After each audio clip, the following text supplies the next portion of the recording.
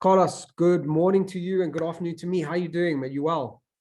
I'm great. How you doing, Stephen? Good to see you. Yeah, you too, you too. So, welcome to the chat. I mean, we as mentioned, goes live into our community. It's really great to have you. Just a bit of background about Carlos, guys. Carlos is based in New York, upstate New York. You said sort of north of New York City, and you're a digital agency coach, yeah?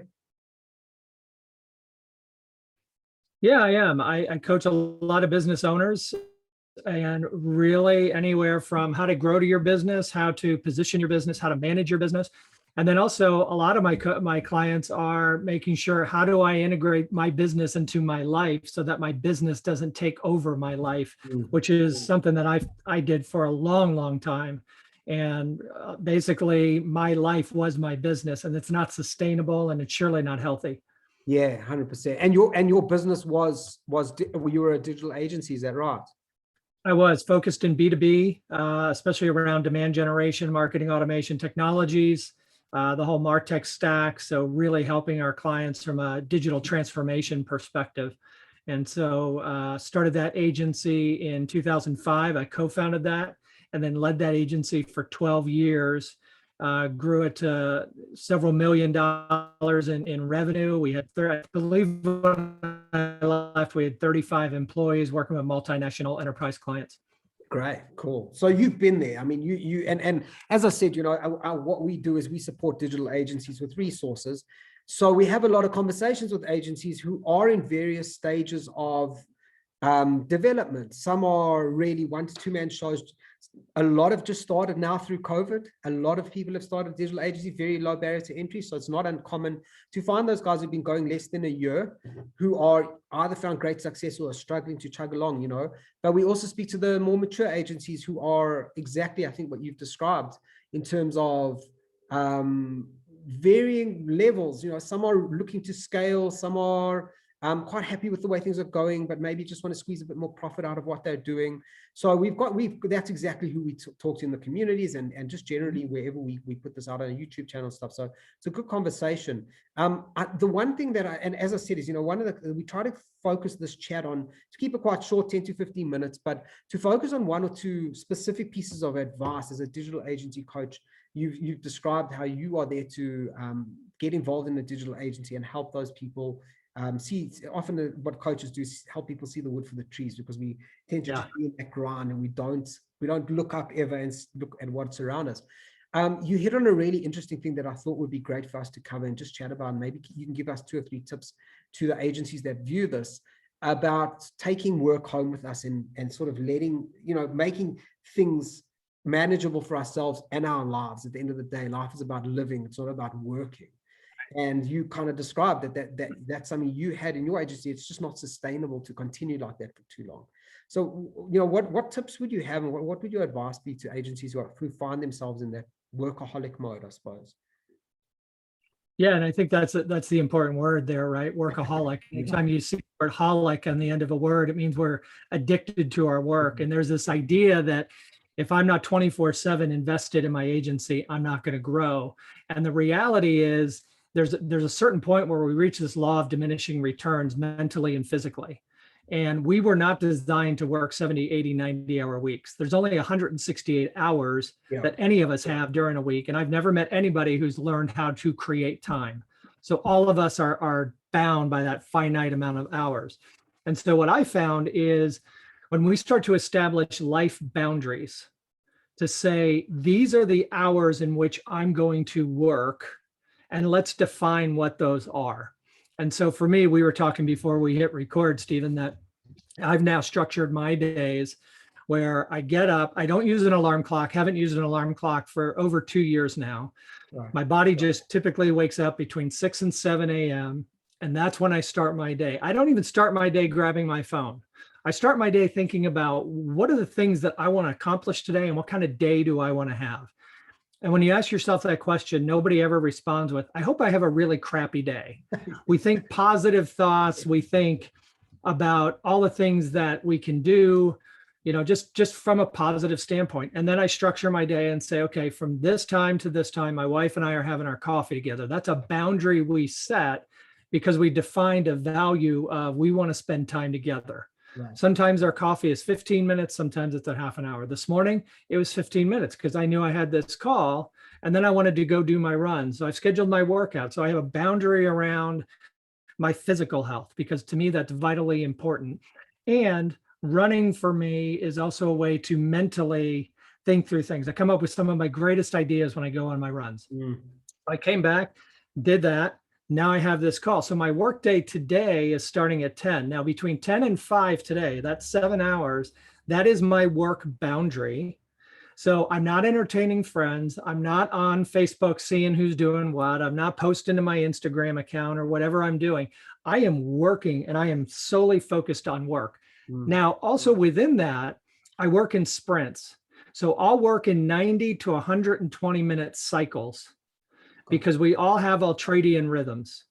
And basically what that means is I can only go mentally, everybody can only go mentally hard 90 to 120 minutes before we need to pull our foot off the accelerator mentally and give ourselves time to decompress. So 15-minute break. So after this call, I'll go for about another hour to an hour and a half. I have some work I have to get done, some deliverables for clients. I will then take a break. I'll go for a walk. I'll go inside. I'll grab a drink of water. I don't look at my phone. I give my brain a chance to reset itself. And then I come back. Now at 5 o'clock, between 5 and 5:30, I'm done. And I've given everything I can to my work. So what setting those boundaries allow me to do is bring the best of myself to my relationships, to my own self, mentally, emotionally, physically, to my work and my clients, to calls like this, where I'm not distracted. I'm not, seeing who texted me. So having those boundaries really enable me to bring the best of myself to everything. And to all aspects of life and not be distracted. And when we're working 60, 70, 80 hours, even when we shut down and mentally we're thinking about our business, we're actually not working at peak capacity. We're actually working from a deficit and we're actually doing more harm to our business. Exactly. And it's funny when you spoke about sprints and having a specific amount of time that we as human beings are able to focus. It took me back to university days when we're actually taught how to study, and we're taught you can't sit and study from 6 in the morning till 10 in the morning. You've got to take breaks. You've got to break yourself up. So we tend to forget that as we get into business because our necks are on the line and the bottom, and we've got to pay bills and the money is what's important. We tend to forget that we're still the same people we were as youngsters. We've just now got bigger responsibilities. So we tend to throw hard work at things, as you say, often to the detriment of the business. We actually do more harm to the business than good, which is obviously not what we're trying to do. Yeah, that's an interesting one. I think the other thing was your take on taking things home and giving everything to what's important in our lives. We tend to think that business and work is what's most important, but actually those family relations, we work so that we can go on holiday. We work so we can buy a nice new car. We don't work so that we can work. Right. One of the phrases I've adopted from a friend of mine, and I love it, someday is not a day in the week. And we think about, and this is what I used to tell my wife when I was headlong 15 hours traveling nonstop with my agency was, hey, someday when all this pays off. The reality is she got sick and tired of waiting for someday because someday never came. Right. Still just kept doing the business thing. So finally, it took me to wake up and say, I'm going to leave that agency that I co-founded, and they're still running, and God bless them. I hope they do great. But someday, this idea that we're going to work this hard for a period of time, 5, 10, 15 years, so that someday it'll pay off. Why are we waiting for someday? Why are we not enjoying the work or the fruits of our labor that we're putting into our agency? So that may be a weeknight where you're saying, you know what, I'm going to have family dinners and I'm going to make that a priority, where I'm not going to be checking my phone. I'm not going to be doing these things. I'm going to take a month of holiday or 6 weeks of holiday throughout the year to spend with my family. On weekends, I'm not going to work. And people go, oh my God, I could never do that. I used to believe the same thing. I tell you right now, I work 4 days a week. Monday through Thursday. I do not work Friday, Saturday, Sunday. I don't check email. I don't get on calls, nothing. Now, it's also impossible to say I'm never going to have a thought about work on Friday, Saturday, Sunday, right? Sometimes I'll see something, my wife and I will have a conversation. So what I do is I either write it down, I save it for Monday, or I say to my wife, hey, remind me about, or could you send me a text to remember? And as soon as I at least capture that thought, I'm able to then put it away and get back to what I was doing. So it doesn't mean we've got to be robots. Let's be realistic. And what it means, and often we I'm do not our gonna best, get up and we do our best Yeah, go ahead. thinking, we do our best thinking when we're in that relaxed state, not thinking about work. Yeah. You think about athletes, the fine-tuned athletes, right? The Olympics are coming up, and you watch all these Olympic athletes who are at the peak of their sport, and you start to dive into how they work out and their training. Part of their training is rest. Yes. If you had a track star who every day got up and just ran and ran and ran and ran and never rested, they wouldn't be where they are. Yeah. Yet in work, we think in order to make it, we got to be Elon Musk and work 90 hours a week, or we have to buy into Grant Cardone and his 95-hour work weeks. That's insane. It's impossible. Impossible. And I'm telling you from experience, it'll ruin you mentally, emotionally, spiritually, and physically, and relationally. Yeah. And I think one other thing that I think is so important, you spoke about Elon Musk, and it's funny, you always talk about Steve Jobs and whatnot, and they say, Steve Jobs didn't make the iPhone, a whole bunch of team of people, everyone gives him credit for it, but he delegated 100% of that work to teams who did it for him. And I think what's so important about what you're saying, something that I learned in my business, and it's something that we've implemented throughout our business to everyone, to say, when you've got a job on your hands that's not your job, and that you can push away from yourself to someone else, delegation, do that. Learn to choose, because otherwise you're never going to find that space in your life, and you'll become a bottleneck. You'll become a bottleneck in the business, and the whole business will become, will be held back. Projects will stop getting completed because you're sitting there with too much on your plate. Whereas you need to, I suppose it's the whole story of first things first. What is urgent and important, and what's urgent and not important, and deal with that. What's yours to deal with, but what's not yours, push away from yourself. So you make that space in your life for yourself. And I think that I bring it up because I think a lot of digital agencies are quite bad at that.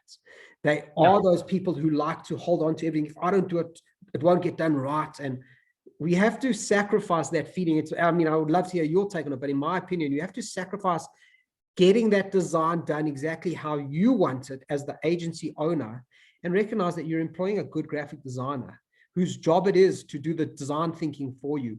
Leave it to them. It may not come out how you exactly want it, but at least you've had 2 hours free now to go off to a networking meeting and close a new deal or something like that.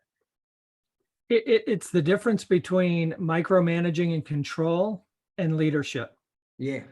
Leadership is, I'm going to delegate, I'm going to guide, I'm going to direct, and I can go back to the graphic designer and say, hey, this is great, but I need you to do these 2 or 3 things, right? Micromanaging and control, and as a recovering control freak myself, is literally letting go to say, am I going to work in the business or on the business? And depending why you're in business, and I find that the best way to combat that with business owners is to say, let's define your purpose, mission, and value, or vision. So purpose, mission, vision. Why do you exist? And everybody says, well, I exist to make money. That's great. But really, what's the bigger why, right? Simon Sinek talked about it from a company perspective. Then what's the mission? How do I accomplish that purpose? And then the vision is, where am I going as an agency? And I've talked to agency owners say, I never want to get above $1 million. $1 million's my sweet spot. That's what I want to do from a revenue perspective, but I want to maximize my profit. So we work to maximize profit almost. And then I work with agency owners who say, I want to grow, I want to scale, I want to get to multi-million dollars. Great, I can help you do that too. But in both scenarios, what I find is, what are we going to do about you wanting to control every facet of your business? Do you want to lead, or do you want to micromanage? And those are 2 very different things. And the micromanagers hardly ever get to a point of the growth or the profitability, because to your point, they're a bottleneck. Yeah, exactly. And I know that if agency owners who watch this will say, yeah, but there's always excuses from agency owners. That's something that I've learned. And one of the big ones when it comes to delegation is, yeah, but I can never find the right people, or I hire shitty people into my agency. That's a whole other conversation, and that's really tough. And I've been through that myself, and we've hit a really sweet spot on hiring the right people, because that is, at the end of the day, you can delegate and you can become the master delegator till you're blue in the face. But if you're delegating to people who you don't trust or who let you down, it's never going to work. So there is another piece to the puzzle of hiring and finding the right people. There is, and I just had this discussion with a prospective client the other day where I said, and I used to be a terrible hirer. Yeah. I used to run into the same thing, right? You bring these people in, they look great on paper, and then they start doing work, and you're like, this is rubbish. I'm not going to, you're not going to survive here. However, I can teach you skills. Yes. I can't teach you culture. Yeah. So hire on culture, hire on people who want to work, hire on people who want to take ownership of their deliverables, and then allow them to grow and teach them the way you want them to do that. So that's why onboarding is so important. And what I find, so many agency owners like myself, they hire based on skill sets. Show me your portfolio, show me what you've done in the past. And then you start bringing in a brilliant jerk who doesn't fit your culture. That's more damaging than someone who doesn't have the skill set. Yeah, it's funny. It's funny you bring that up, because we've actually got this is the lessons that we learn. We actually got a long list, and it grows every month or two. We're adding a new one to it, a list of values. So you talk about the culture, the values like, do they proactively check in on how their project was received? Do they constantly, is money the be all and end all to them? Because those are, obviously money is important, but it's a value in our business that we say it shouldn't be the be all. And we obviously, we recognize that money is important, but if it's the be all and end all, you're probably not going to fit in, because we won't care. We've got a whole list of these values. We recently came up on another value we discovered on somebody who was due to miss a deadline. In 2 weeks' time, she was going to miss the deadline. Checked in with me to say, hey, listen, just want to let you know this deadline in 2 weeks, I'm not going to make it. So can I have an extension, please? I was like, dude, 100% you can have an extension. I'd almost forgotten that it was due. I probably would have realized the day before myself. But this is a value that somebody comes into the business with, that you're not going to find that on a CV. But we have we have a little policy called rent before you buy with employees, actually, where it's like, let's try them out for a month, 2 months, 3 months before we bring them into the business. And that allows us to see everything we need to know about that person before we actually employ them full time, and allow them to come in and cause damage if they do. Yeah. And I think, again, it's, that culture first, culture eats strategy for breakfast, right? Drucker, I would also say culture eats skill set for breakfast. Now, it doesn't mean you're going to go hire somebody who has zero skills, but if you're going to hire on culture first, let them fit in, and then allow them to grow in their position. And guess what? We're all going to make mistakes. I make mistakes. I'm a human being. So to build a culture where mistakes are not allowed, now you have everybody walking on pins and needles, and you're actually causing more of the problem than you're helping. Gotcha. Man, I feel like pearls of wisdom have been dropped here. And as I said, it's something that we haven't, this is not a topic, this topic of take things home, taking work home is not one we've discussed yet in the community, or on the Facebook, on the YouTube channel. And also this conversation around what do you want from your agency, and as you said, culture eats skill set for breakfast. I'm really glad we've touched on it. Thank you so much for joining us. Thank you. And we look forward to doing a lot more with you in the future. I think you've got a real unique take to helping digital agencies, which is really cool. Yeah, I hope so. I look forward to being part of the community, and thanks for having me. Enjoy the rest of your day. Beautiful. You too. By the way, guys, if you are interested in chatting to Carlos, please just hit a comment down below. Just put coach down below, and we'll get you in touch with Carlos. Well, obviously, Carlos, we'll put your details down below as well in the comments. We'll get you there so that people know to reach you. And if you are an agency who's looking for some support in resourcing, or help with just growing your agency from a resource perspective, just hit the comment scale down below, and we'll get in touch and we'll help you out as well. So thank you so much, brother. We'll chat soon. Thanks. Take care. You are.